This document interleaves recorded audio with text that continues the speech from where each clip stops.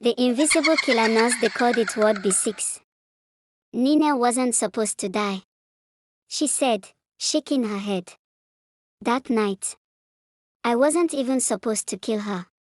You were busy. Everyone was busy and we could not attend to her. So when I saw her, alone, hungry, screaming, something in me just snapped. She reminded me of me. Her voice broke at the last word. I thought maybe ending her suffering was mercy. But it wasn't. I know that now. I clenched my fist. My white coat was soaked, my shoes squishing in the grass. But none of that mattered anymore. Juliana was arrested because of you, I said. I know, she whispered. I loved you. She looked up. Her tears were indistinguishable from the rain. I still do, she said. Silence. I wanted to hold her. I wanted to hit her. But mostly, I just wanted her to tell me it was all a lie. Instead, she stepped back slowly. I didn't come to ask for forgiveness, she said. I came to say goodbye. My heart sank. What? Just then, a black car rolled up the side road behind her. It didn't stop. It just slowed. And that's when it hit me. You're leaving? She nodded slowly. My father, he arranged it. I'm flying out tonight. He says there's a doctor abroad. Someone who can help me, mentally, emotionally, legally. I staggered back. You're running away from justice. No, she said softly. I'm running toward healing. For once. The police are on their way to your house. I know, she said. That's why I left them something. I stared. She stepped forward, leaned up gently, and kissed my cheek.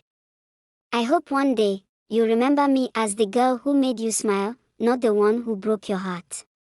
Then she turned and ran into the car. I didn't chase her. I stood there, in the rain, watching the woman I loved disappear into the mist of a city that would never forget her. Later that night, I went to her house. By then, the police were already there, flashing torches through every corner, barking questions at Auntie Ivy and Mr. Owusu, who stood with heavy faces and folded arms. She's gone, the lead detective said to me. Flight manifest confirms she left the country 2 hours ago. No official destination. Passport marked for medical leave. I nodded. Then Auntie Ivy walked toward me, silently, her eyes filled with guilt and something deeper. She handed me a brown envelope. She left this for you, she whispered. She said you'd understand. My fingers trembled as I opened it. Inside was a handwritten letter. Neat. Clear. Smudged slightly at the corners, perhaps from her tears while writing. The letter from Emilia. Dear Nathaniel. If you're reading this, I'm already gone. Please don't hate me for leaving. I couldn't face you again. Not like this. I always knew you'd find out. You were too smart. Too curious. Too good. And maybe, that's what made me fall for you. You saw people.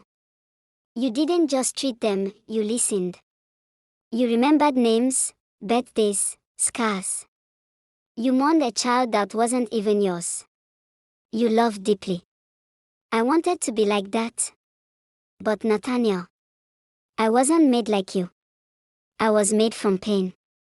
From alleyways, screams, cold nights on empty stomachs. I was made from the loss of Amanda, and the guilt of surviving when she didn't. I saw too much pain in the world.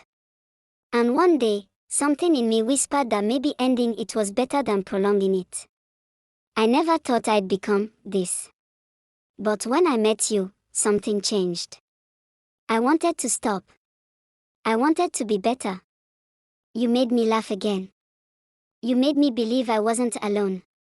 But the past never sleeps, does it? When Nina died, and I saw your heart break, I knew my time was up. I'm not a monster. but I did monstrous things. I hope you'll find peace in the truth. I hope you'll find someone who won't vanish in the rain. Thank you for loving me, even when I didn't deserve it. Tell Nina I'm sorry. Tell her I loved her too. Always. Emilia. I folded the letter slowly.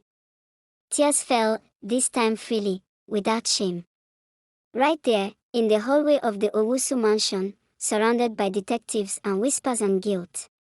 I cried for Nina. I cried for Emilia. I cried for myself. That was a year ago. The case was closed quietly. The hospital never made an official statement. Juliana was released with a warning and a transfer. No charges were pressed. Emilia's parents kept their distance. I never saw them again. As for Emilia, she was never seen in Ghana again. Sometimes, I imagine her walking along a beach in a distant country, her hair blowing in the breeze, finally free. Other times, I picture her standing in a therapy office, confessing her sins with trembling hands and tearful eyes. And sometimes, I dream she came back. But I always wake up alone. Justice was never black and white. Sometimes the villain was once the victim. And sometimes, the people we love most carry the darkest wounds. I've never forgotten her. And I don't think I ever will. Because somewhere in the corridors of my mind, Emilia still walks Ward B6. Whispering goodbye. The end.